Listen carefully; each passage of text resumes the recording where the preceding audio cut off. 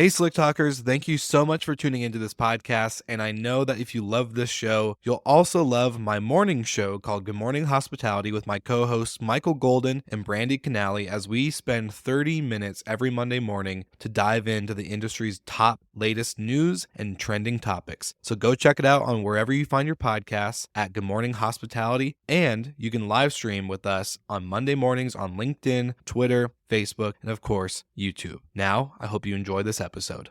Wow, Will. Well, hospitality to me, really having been in this industry for as long as I have, from what I've seen, is hospitality is really making your guests feel welcome, making them feel like, that they're valued and just really anticipating their needs, and even more than that, creating an experience for them that is quite memorable.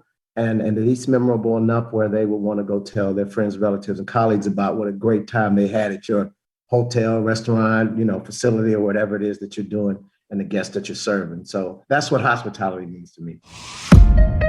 Welcome to Slick Talk, the hospitality podcast where we discuss all things hospitality, hotels, and business. You can find us online at slicktalkthepodcast.com and on every podcast listening platform. In hotels and vacation rentals, the top complaints or issues are noise, garbage, and parking. I may not be able to solve all of your parking and garbage problems, but I could definitely help with your noise problems. And that actually might just help your garbage and parking problems too. So NoiseAware is the only 100% privacy-safe noise monitoring solution that property managers and owners can use in order to ensure they avoid parties and other issues happening at their property. You won't get notified when a plate breaks, but if you have a little quiet get-together that kind of gets out of hand, like this, then NoiseAware will give you the peace of mind to ensure that you and your property, and of course, your profits, are protected. So use my code SlickTalk20 to get 20% off of all noise monitoring devices and focus on the other important things that help you run your business. Now, thank you for checking out Slick Talk, the hospitality podcast. Get back to the episode, and don't forget to check out NoiseAware while you're listening.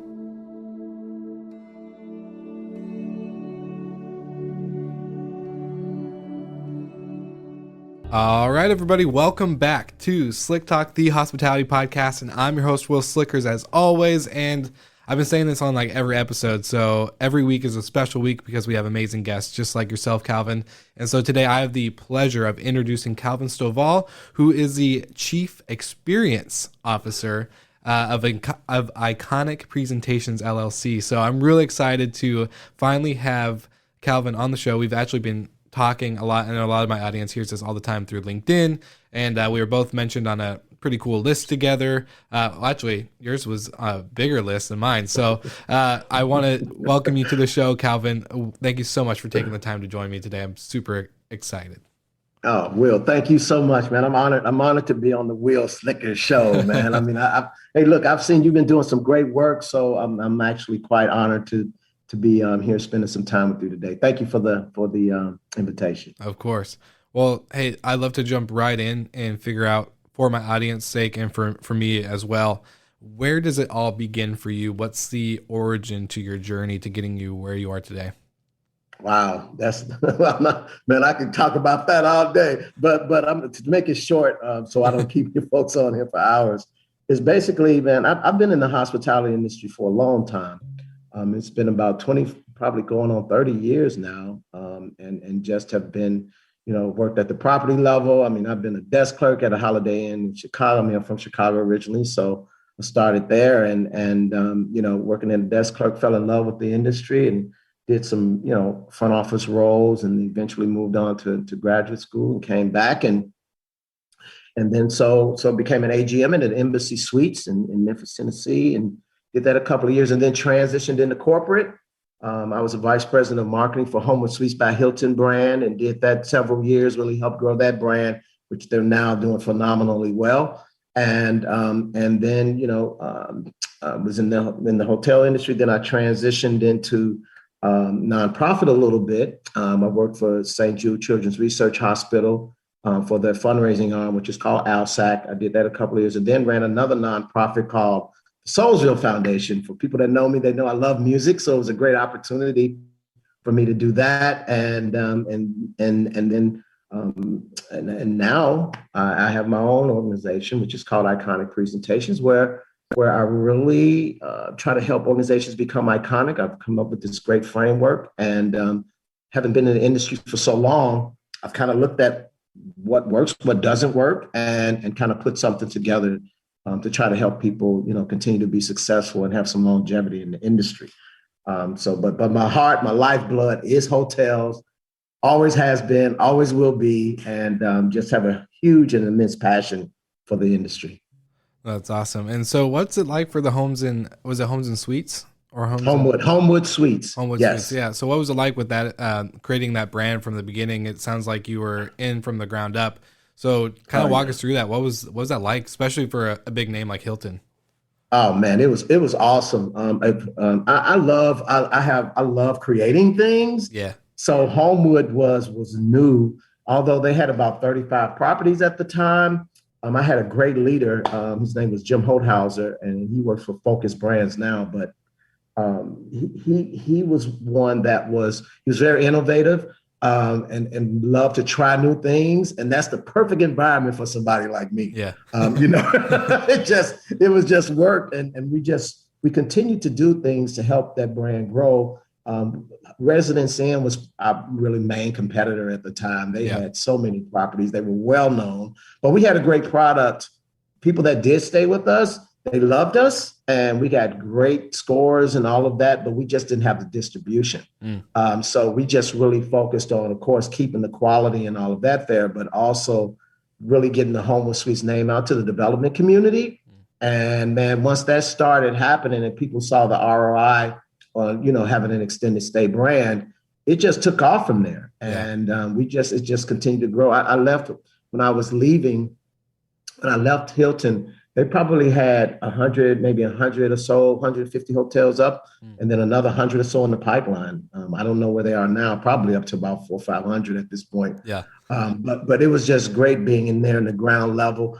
And, we didn't have a big team because we didn't have a lot of money. So it was just really, you had to do everything. It was just a quality brand. We won some J.D. Power and Associates Awards for our quality. Just some great wins. I worked with some great people. It was just a very energizing part of my career. Loved it. Well, I was gonna say, it sounds like startup culture a little bit when you have you have a big umbrella that's like, I don't know. I find that very fascinating. They can probably fund it and get it going, but when you're such a small budget team, you're doing everything and always putting out fires. You are. Yeah. You know how it is, because Embassy was, because Hilton had Embassy at the time, DoubleTree, Hampton. So it was some bigger brands, and it was always like, when the media time comes, when you have to plan media buys, it was like we would get the residuals of the whatever they needed, and then we'll get out a little bit of money and work with that. And so, but we were excited about it. I remember we did our first 30-second ad. I don't even think it was 30 seconds. I think it was 15. And we did it, and we saw it on, I can't remember. I don't know if it was CNN or something. And it was myself and another young lady named Monica. We were so excited, man, because we were on television. It was just amazing. But yeah, it was just a really, how you just have one of those times in your career you just never forget. Yeah. And from that, it just really proved to me that, with the right focus and strategy and passion, you could pretty much accomplish anything. And Homewood is a perfect story like that, because we were the little brand that could. Yeah. And now, man, they're out there killing it. So I was just excited to be a part of that growth. The little brand that could. I love that. That's a good one. That's super cool. Well, I want to ask you, we do have on the show, we talk a lot about short-term rentals, hotels, hospitality as a whole, but with everything that's happened with COVID and this whole change and shift in traveler behavior and what people were looking for when it comes to their lodging options, what's your thoughts on properties that are extended stay hotels that technically kind of like are in the short-term rental space, really, if you think about it, because Yeah. they're longer stays usually. What are your thoughts on how this is gonna shift for the remote workers? Do you have any like specific insight or opinion on how this is shifting for that lodging sector? Well, I just think for the lodging sector, period, the hospitality industry overall has suffered a great deal. I think we're turning a corner, which is good. I think it will take a while to get back to 2019 levels. But the great thing, some of the indicators that I'm seeing, the research that I'm seeing, things are moving in the right direction. What I do love is, I can't remember where I read it, but the National Retail Federation said that 2021 is going to be a great year. They're expecting growth. I think like 6.5 to 8% growth, something like that. But they had this term called revenge travel. Yeah. And revenge shopping or whatever it is. And people that, because we've been so, locked up, quarantined, and all of that with the restrictions and all that. So people are kind of like ready to get out there. All this pent up emotions, man. I want to get out. Well, we all saw the aftermath of spring break in Miami. So yes. So I think that is good. And I think that is great. But I also want people to understand that, yes, you still do have to have the cleanliness. Yeah. People are going to expect those things. Those are going to be what I like to call tickets to the ball game. You got to make sure you're following the protocols, all that. People have to feel safe in the environment that they're coming in, but people are still going to expect a great customer experience. I don't care what it is. So it doesn't matter what industry you're in. If you're serving customers, they're still going to expect a positive experience. You have to have those other things that we talked about. Yeah. But I tell people, what are you going to do above and beyond that? Because that's going to be the difference between this person over here and all these people, these competitors in this sea of sameness versus you stepping out and becoming something great or iconic, as I call it, through that experience that you create. So I know that there's, people that are furloughed and all of that stuff. But I do think the industry is going to have to reevaluate itself a little bit and just keep it real because, a lot of people left the industry for higher paying, career goals or whatever it was. And we might need to reevaluate the pay that we pay people, the experience that's inside of our workspaces and all of those things. So, but I think we're in a good place, but we got to be prepared for this revenge travel. And so you got to make sure your people are trained and being able to balance the human part with the automation part and doing all that stuff right. But I think, I'm looking forward. I'm optimistic, cautiously optimistic, but I'm optimistic. I'm looking forward to seeing things really get back to those 2019 levels at some point. Yeah, me too. I can't agree more. So, and I'm glad that you mentioned the iconic thing because I want to talk about this iconic framework that you've created because I think this can be applied so many ways. And this is what really got me excited about when we did our pre-chat for this interview was you talked about these certain frameworks and things that can be applied for either a business, an entrepreneur, a worker, anyone to become in this iconic standpoint, whether it's, being a speaker or just being a kick-ass entrepreneur or anybody that's really going after it. So I want to kind of understand what were the leading moments. So I guess when did you start this whole journey with becoming an entrepreneur yourself and creating iconic presentations? And then what were the moments when you went pen to paper where you're like, okay, what am I going to create? How am I going to create this thing that I'm going to start teaching and building out this framework? What was that like for you getting to this journey? Yeah, I've had iconic presentations. It's probably been about five years now. I did have another company at one point back in the day, but it wasn't like this, what I have now. It's happened when you're in the industry for that long, you notice some brands that do well and then some that just falter and disappeared. And so I started thinking about what is it that these brands that live these long lives, how do they stay? What are they doing that keeps them relevant? And, they stumble, but they still find a way to come back. I mean, because you could think of a lot of organizations that, I mean, the Blockbusters of the world, Circuit City, Tower Records. I mean, it's probably a long list of brands that just don't survive. But there's some that do. I mean, the Chick-fil-A's of the world, the Carltons of the world, Southwest Airlines, so some of those. So I just started thinking about what, because I'm a simple guy. I don't like complex models. I want simplicity. So I was like thinking about what things are they doing that I can quickly identify and kind of create a framework so people can focus on these four levers.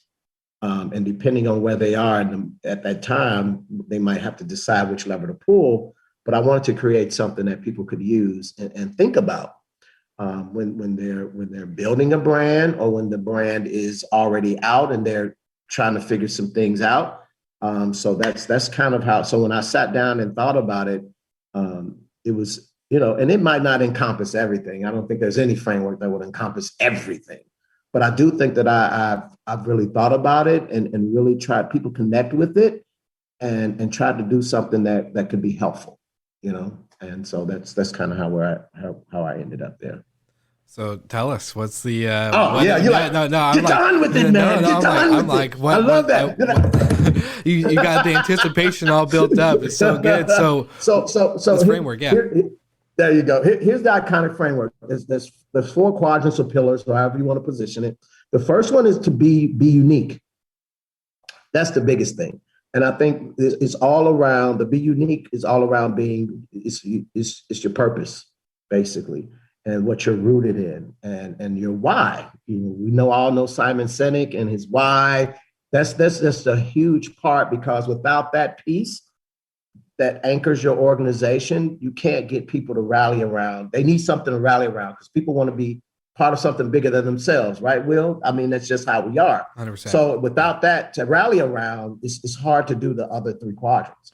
Can I ask you a sub question from that too? Because I think this is the hardest part of an entrepreneur, of anyone that has a why, because like you said, we all know the Simon Sinek, that, get that foundation. But what's the best way that you've seen either yourself or other people that you've worked with share their why and communicate their why in a proper way to get everyone huddled around this why of, this is our purpose and mission, and we all understand the purpose and mission and why we are doing this collectively as a whole, versus I have my why, but I fail at sharing that with you, and now you can't get behind me because you have no idea what, you have no idea how to support, and really.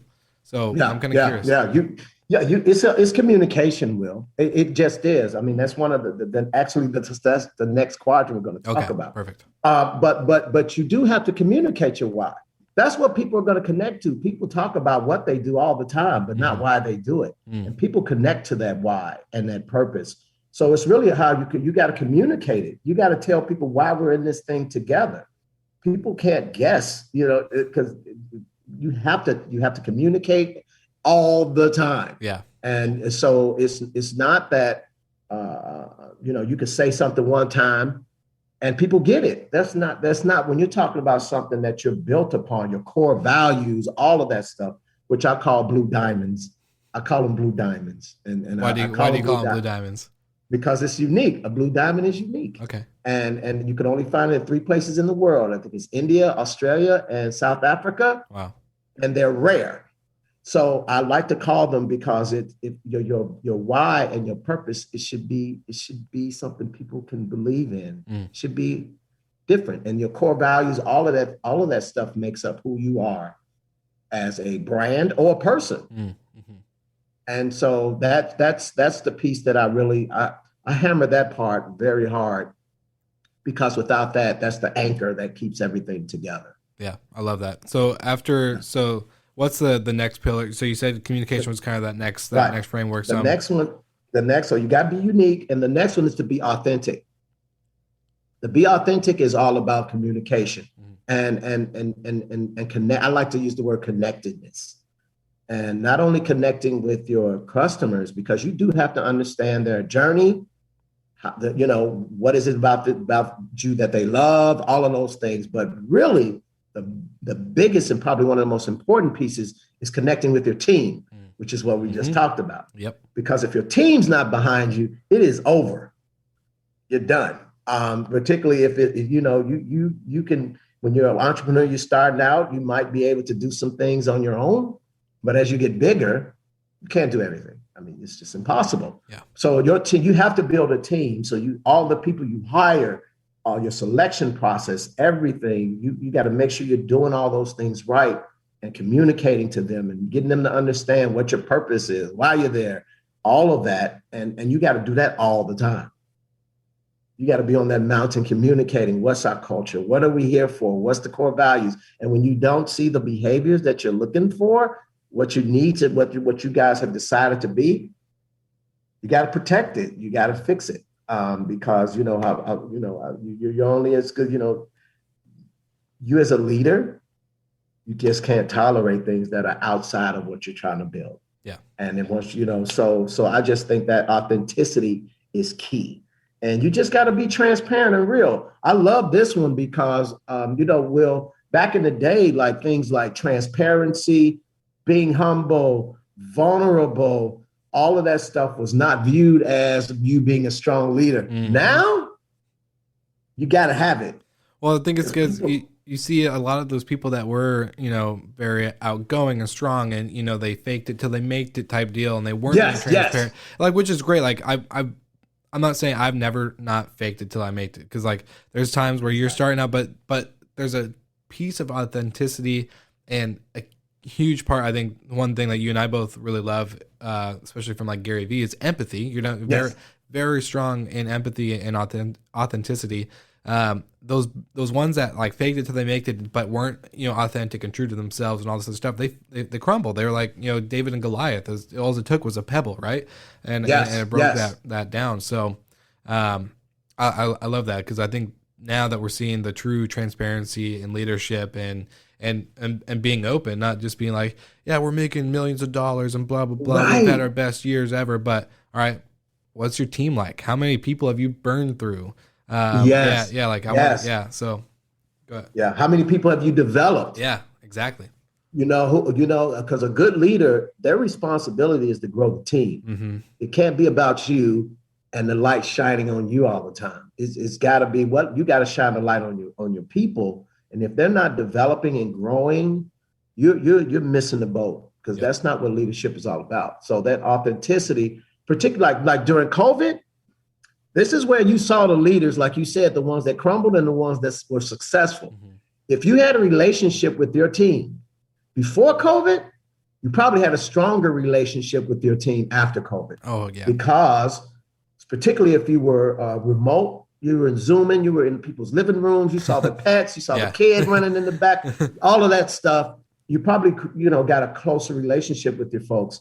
But if you were not connected with your team, and then all of a sudden they became remote, and then you were trying to be, I care about you. I care about you because I don't want to go work your shift. So can you please? I haven't even seen you. Yeah. So I just think that, COVID actually, and I hope that people that weren't being authentic, I hope the COVID situation helped them become more real and help people see that vulnerability. So I'm hoping that continues, post-COVID. But again, the authenticity is going to continue to be a big thing. The third quadrant is be passionate, and we could talk about that all day. Yeah. Because if you don't have any passion, I don't know what to tell you. Yeah, I was going to say, for the audience members that like are listening right now, just know that so everyone knows that we do a pre-chat before the recording day. And I just wanted to, the passion part is there, because when on our pre-chat, I think we went for almost like an hour. We did. We could have recorded that. Yeah, we could have just recorded that whole conversation because that passion's there and you can feel it. And I've said this to a few other people on the show and a few people I've just met through this last crazy year we've had. When you can feel something like that through a Zoom call, that's pretty powerful. Like, not gonna lie, because it's easy to feel energy in person and get excited and amped up and feel like you're connected and a part of a community. But to get that passion and that feeling, I don't even know how to describe it in your chest, that you're like, this is cool. This gets me excited. This is like a proof, or I guess a proof of concept of the reason why I get up every morning. And this is for moments like this. I think it's really, really, really rare. And so, yeah, when we had our pre-chat, I kind of walked away with it. I was like, dang, like this was really cool. Like I could feel the energy and the passion through that's awesome, through the pre-chat Zoom. So I think that's really a powerful pillar, or a powerful framework segment, whatever we want to call it. Because that for me, I'm pretty sure I want to actually know, for in your last 25, 30 years of hospitality experience, when you saw someone who had, let's say, knowledge, quote unquote, they went to, got all these degrees and had all this experience but had no passion, versus the person who had no experience but had nothing but passion to learn, what one did you pick? Passion. I could teach you skills. Yeah. I could teach you technical stuff. That can be taught, but you cannot teach. I don't care how much money you put against it. You can try to train them towards it. You can't train passion. Either you have it or you don't. So I'm always leaning towards people that demonstrate that fire in the belly and just willing and just eager to learn and just want to make a difference. Yeah, it's one of those things that you could clearly see when somebody's feeling. You could feel it, like you said. You could feel it, and I love to be around those type of people. And when you bring people like that on your team, that stuff leads into the rest of the crew. It does. That's why I think as a leader, man, when you're running a team, when you have a team of people, your passion is going to be everything, because people mirror and emulate what they see. And so if you're walking around particularly, and I know it's been challenging, I'm just keeping it real. I know it's been hard. It's not, you don't wake, I've had hard days too. When I wake up, I'm like, oh God, what am I going to do next? But you can rest assured, nobody else saw me like that. And the thing is, because I don't want people to think that's a good way to be. I keep it real with you. If somebody asks me, Calvin, how you feel? I'm like, I'm feeling a little challenged today, but I'm okay. I don't fake that. But the thing is, you want to, in general, you want to lead with vigor. You want to have vitality. You want to be like optimistic, and because your team is looking towards you, like, okay, he has things under control. I mean, he's optimistic. Now, you don't want to be like, have your head in the sand, things aren't happening. Yeah. No, you want to be a realistic leader, but you want to be optimistic, realistically optimistic. Yeah, that's what I'm saying. Well, I was gonna say, even my early GM days on the Oregon coast, that was the one thing I figured out was when I was stressed out or worried or freaking out because we had all these fires to put out and there's all this stuff going on property. The one thing I realized really quickly, day one of when I got the promotion, was all right, here's the keys to the castle, was that my team resembled or mirrored what I showed. Yes. And like you said, you can't have your head in the sand and not being, you have to be aware of what's going on and kind of accept the environment. But when you are freaking out, your team starts to mimic those, freakouts, that behavior, and they start to show it to the guests, and the guest then starts getting there it is. Uneasy. Yep. But when you are calm, collective, but tactical and trying to be all right, this does suck. We are trying to figure out why the water heater blew up or whatever you want to, the challenge of the day. But you still have to be kind of that mirror that they can reflect back in a positive outlet. I think that's something super key. Absolutely. I think the term, it was a term I was trying to think what I use. Pragmatic optimism. There we go.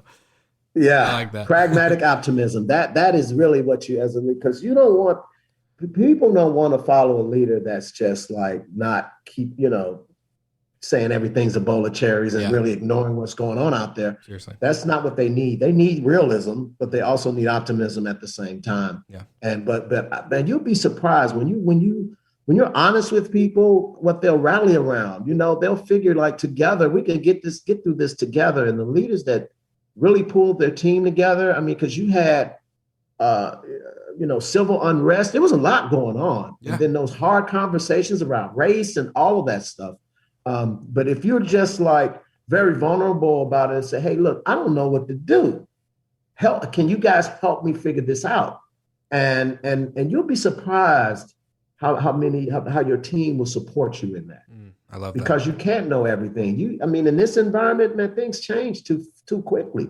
And we need the support of our team. And I think that's why the vulnerability and being humble helps you be successful by doing that. I think that's also a natural, that I feel like there's obviously a good balance, but with the passion that comes with what we do and being so passionate about it, I think like being humble and transparent and all these other things kind of follow, because when the passion is right, like it's a right-minded passion that has a good why behind it versus a selfish why and passion for that selfishness, there's a big difference. Wow. And I think what you're explaining is just like, is really powerful, because the humble and the being transparent stuff, I think just like you said, it's going to follow naturally. Like, it's not like today you're going to be like, all right, how can I be more humble? How can I be more transparent? It's just going to follow. It's just going to go with it. Yes. Yeah. Yes. You said something really cool, Will, before, when you said, if your why is me, people can see that. People can see that. And if it's so, and of course we all have egos. Let's keep it real. 100%. We all have that stuff, and we all want to feel great about who we are. But if it's so turned inward to you, people they'll see that, and then that's just not what you want. Yeah. But if people know you're there for everyone's success and everyone's growth, and everyone's well-being, all of that, man, you win. You win. Yeah. Well, I was going to say, and I know you'll love this too, because it goes into the iconic framework, but our man Gary Vee, who I love this analogy, is like, why are you tearing down other people's buildings? Why, like, Yes. why, like, when your why is so self-absorbed, you're tearing down other people's stuff because you're just trying to build your own building as high as you can. And then you're towering over everybody, and then you're like realizing why you're alone at the top, versus instead of building, everybody's building at the same time, being a collective. It's way more, like, I don't even know how to describe it. It's just a way more beneficial push for everybody, because at the end of the day, when you're building everyone's building, you're not going to have that conversation in the back end where your ears are always burning because people are talking how crappy of a person you are. Exactly. Like, Exactly. and no one's going to be behind you. So when your building does start to crumble, no one's going to be there to pick up the pieces. Yes, exactly. And I think it's, I just think, man, isn't it great if you have people that when they're being interviewed or whatever in the future in their career, wherever they end up, and they say, well, who influenced you?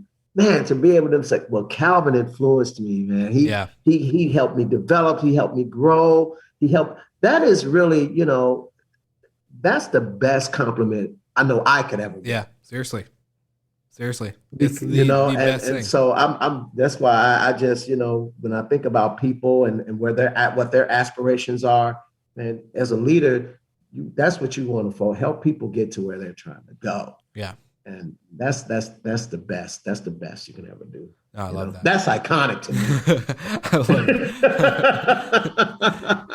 I love that.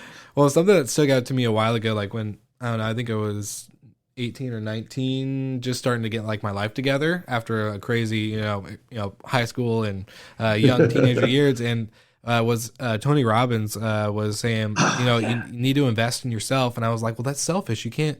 Why? Like, I was thinking, like, why would I invest in myself? Like, people are going to just think I'm self-centered. But then he's like, the more you invest yourself in a positive way on how to develop your own skills and how to develop your own personality, authenticity, and your why and all these other things, the more you're able to develop, and the more value you put into yourself, the more you're able to give to others in a way that's more beneficial than if you were just give, and never had any of that self reflection or development or anything that you're talking about. Yes. And so that's one thing. As we're like having this conversation, that just keeps going through my head is like, you have the passion, so continue to develop it on yourself on the back end and the like, out of the spotlight type moments, and then and then continue to be building into other people, because you have that value you can bring. I think that's super key too, because one thing I've had so many people in life and in business, you just be like, I'm always doing this, I'm always doing that, blah, blah, blah, blah, blah. But then they're always kind of like feeling like an empty cup, right? Yes. You can't help other people without kind of helping You got yourself. to fill your cup. Yeah, you got to fill your exactly. cup back up. So Yeah. you can't pour out anything out of an empty cup. You Yeah. have to continually fill yourself up. Yeah. And that leads to quadrant 4. Perfect. Bring it on. Bring it on. Man, talk about a sweet transition. I love that. And the last one is to be consistent. And basically to be consistent is to focus on what matters most, even the small things, but probably even more than that, it's really around never becoming too comfortable or complacent. Yeah. Always remaining curious. And because I think success can hinder innovation. Mm-hmm. And so if you, so once you feel like if you ever feel like you've arrived, you better be careful because you might get disrupted, because it's just, and I'm not saying I'm saying you can still celebrate your successes. All of that stuff is important. But just don't get too comfortable. Always be looking for better, to do better, different and innovative ways. And when I talk about being iconic, I think what's critical is to not always just look at what your competitors are doing, because they're most likely not going to disrupt you. Yeah, probably going to be somebody outside of your industry. Mm-hmm. So I always inspire and encourage people to look outside of the industry, because I always tell people, you're only as good as your customer's last Amazon experience. Mm-hmm. Because Amazon, Netflix, all of these guys, they've raised the bar in customer experience to a whole different level.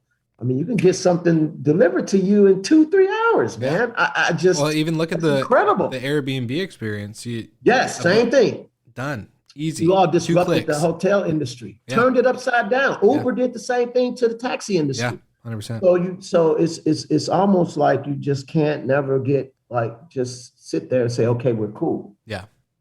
You always got to be looking for different ways to not be caught up in that sea of sameness, so people can remember who you are and so you can be iconic. Yeah, I love that, and I love how consistency goes right back in to your first framework of being unique, because like you said in your why, you said in the beginning of the episode that you have to continue to share and explain and communicate your why. And guess what that means? You have to be consistent in that message that whole time. Yes. That message has to be same on Facebook, on LinkedIn, on Instagram, on podcasts, on your website, in conversation, within your team meetings, everything, within your Slack channels, your WhatsApps, whatever. That message has to be consistent. And I think, me personally, that's one thing I've benefited the most from, just learning consistency in my own life on a personal level and on a business level. How can I be more consistent? How can I be, not sustainable, but have more, I guess, what was the word that my friend and I used to say a while ago? Sustainable or stability. Can have that stability in your life. And that big part of that is consistency. On everything. It matters. It matters with everything. I mean, even if you have a workout regimen, you all know consistency is everything. Yep. You can work your ass off for 3 or 4 days, but then you don't do it for another 5. Guess what happens? You're starting back over from the beginning. And that's the part a lot of people fall on. It's not that they don't have the want to, but it's the consistency that where people fall short. Mm-hmm. But I mean, it can even be small things. I even talk about just like a company like Chick-fil-A. And I talk about them a lot because they're very consistent in what they do. It's a guarantee they're going to say, "My pleasure." Oh yeah. They thank you. It is, but that is definitely, it has to be a core value that they have, or whatever it is, their why. But that level of consistency there, it builds that brand over and over and over and over. Because consistency, over time, they built that trust. And even when they falter, their customers will give them an opportunity to fix it and probably be more loyal to them. 100%. So the consistency builds the trust, which builds the brand, which builds all of that, the loyalty, everything, the advocacy. So that's why I just think consistency is just such a critical pillar in that whole framework. Yeah. Well, how many times have you gone to a drive-through coffee shop, or even just a plain old regular drive-through for food, and you maybe are feeling a little bit more like you're kind of expecting like someone to be like, how's your day going? Blah, blah, blah. They're like, all right, what are you getting today? You're like, oh, 16-ounce caramel latte. And they're like, okay. And they just kind of dip out. But then like, you're like, oh, it would have been nice to have like a little conversation. I don't know, that maybe that's just me. Like, but I've there's been times where I go to like my favorite barista stand and like, I'll be saying, hey everybody, how you doing? They're like, oh, good. And then like, they kind of have their own conversation. And so I was like, oh, all right. Cool. Like I only come here on a daily level. Right. Yeah. So I love how you brought that into Chick-fil-A because there's a consistent like framework that they're always going to have that conversation with. How's your day going? My pleasure. Thank you so much. Enjoy the sunshine today. It's such a beautiful day. Like, what the heck? This is so cool. We love seeing you. Blah, blah, blah. That type of stuff. And yeah, you may not be feeling it, like having that conversation. You're like, but guess what? They're going to pick up on that and they're going to be consistent and they're going to go. And they're going to still do it. Yeah. Even if you're like, rah, rah, rah, they're still going to say my pleasure. Yeah, exactly. It's still going to happen. Now I have, I live in Mooresville, North Carolina, and there's a Chick-fil-A here that, I mean, is absolutely phenomenal. Yeah. With building personal relationships and all of that, I'll be in the line. And there's one, if they recognize me and they can be in the other line and they'll say, hey, Calvin, I mean, that's just doesn't happen often in other places. But there's another place. It's a Dunkin' Donuts over here, Will. Yeah. Man, there is a young lady on the drive-through that me and her banter back and forth, man. It is just so much fun every time I go there and get a cup of coffee. Yeah.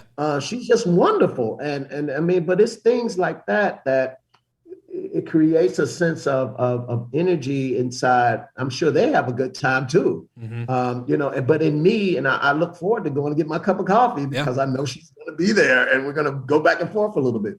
But that's the stuff that makes you different. I mean, you can go anywhere and get a cup of coffee, but you can't go anywhere and get an experience like that. Well, and that's why I love too, because like, so this is one thing I've been preaching. I know you'll love this, so get ready because. All right, I'm ready, man. Because we always talk about these big experiences when it's like creating this big romance package or doing this little thing. Like when I was a front desk agent, my first ever job in hotels was being a front desk agent in an autograph collection with Marriott. So 700 rooms, over 700 rooms, 60,000 square foot of events. So it's big hotel, right? So you'd think it would be hard. Like when you have 600 check-ins in a day, you'd think it would be hard to remember people's names or faces. But when you're constantly getting the same business travelers, the same hospital salespeople, the smallest thing of hey, Miss Malone, welcome back, before they even give you their ID or anything, or hey, Mr. Chardine, like, what's up? How you been? You want to use your Amex or your Visa today? I see you booked with your Visa, and I know you always give me your Amex when you check in.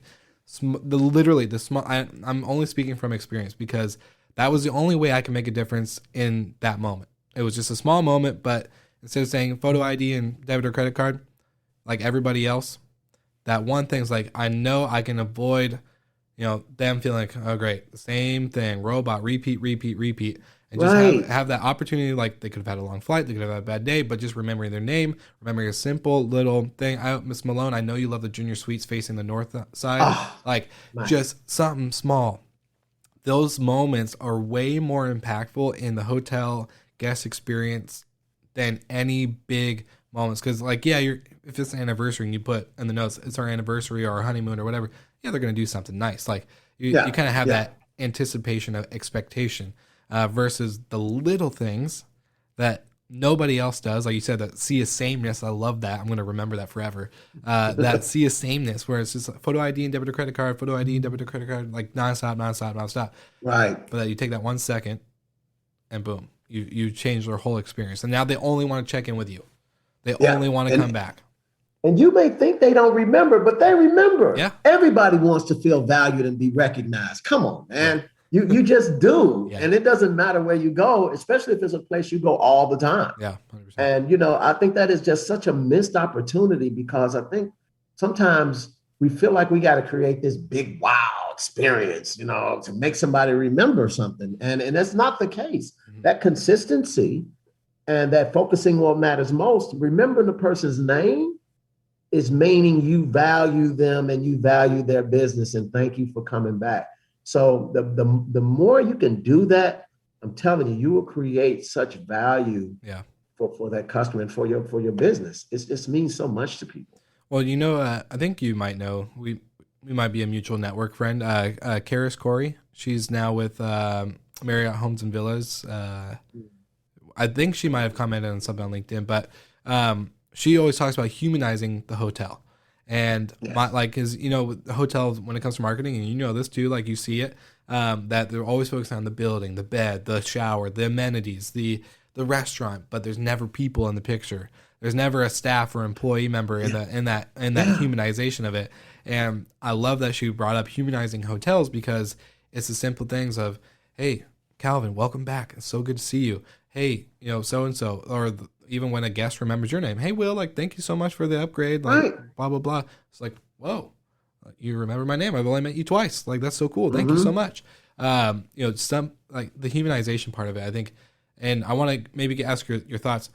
I think we have more little moments to act on every day versus the big moments that we get to act on once a week, once a month, whatever the time frame may be. And that's like you said, the biggest missed opportunity is just taking little moments and be like, hey, I'm going to act on this, because it's just that consciousness of saying, I see this right here. I can decide to ignore it and let it pass by and just continue my process, or I can act on it and make one little difference in what I'm doing and let that continue on. Like, it's just like a little, I don't know. I've always been focused on. You're right. Moments. You're right. And you're absolutely right.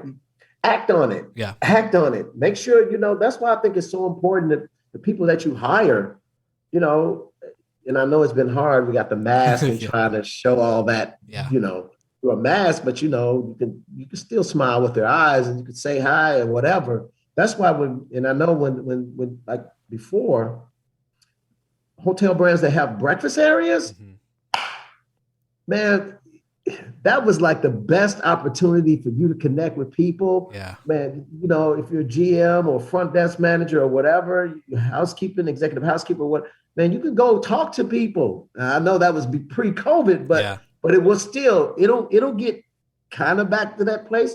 But those are great opportunities to connect with people, because they're, you don't want to like bombard them while they're eating, but you can still say, hey, thank you for coming. We're happy to have you, whatever. And those are just things that I think where you can build some relationships with your customers. And those are the things that's going to make a difference, because there's a word that I use in my presentations when I do my keynotes called inimitability. Inimitability means not being able to be copied, surpassing. Love that. Okay. So people can copy beds, they can copy carpets, they can copy decor, but they cannot copy an experience that your individual team members create for your customers. That is that whole inimitability. I know it's hard to say, but that's the thing. That's what I tell people. What are you going to do that's going to separate you from everybody else? And because they can copy all that the features. Yeah. They can't copy you touching somebody with some kind words or something like that. That's just a whole different thing. I love that. So, yeah. That's amazing. That's amazing. This has been such a fun episode. Calvin, my friend, where for everyone in the audience listening, whether they're driving, swimming with their waterproof headphones in, you name it, where can they find out more? Like, obviously, I'm going to put everything in the show notes, but for people that are just loving this episode as much as I am, I want them to have instant access to you. So where can we go? Hey, man, they could just, they can reach me, email calvin@iconicpresentations.net. Or they can, of course, go to my website, which is, iconicpresentations.net. I'm on all the socials, Iconic Speaker. I'm on Twitter, Facebook, IG. You can find me, anywhere. But yeah, I would love to talk to anybody. Just reach out to me. Let's talk about some iconicity. I love it. Iconicity. That's awesome. Well, you heard it here, Slick Talkers. Go ahead, check out everything in the show notes. Calvin, my friend, thank you so much for being on Slick Talk Hospitality Podcast today. And everyone that's tuning in, we will catch you again next week. Thank you so much for listening. We love your support and want to provide the best we can to all our listeners. So please find us online, social media, and on Spotify, Apple Podcast, and Google Podcast.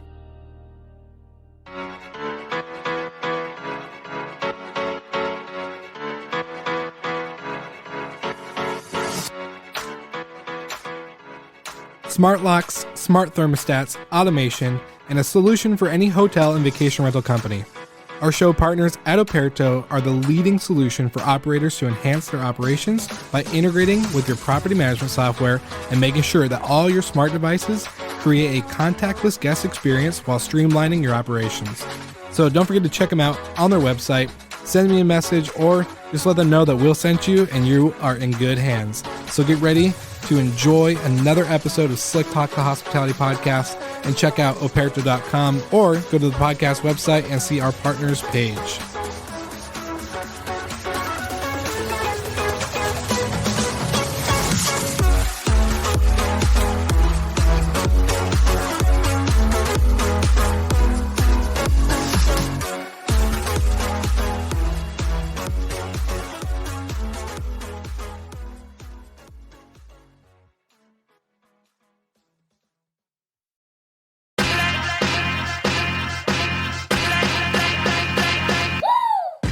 What's up, everybody? If you've gotten this far into the episode of Slick Talk, the Hospitality Podcast, then you are amazing, and thank you so much for tuning in.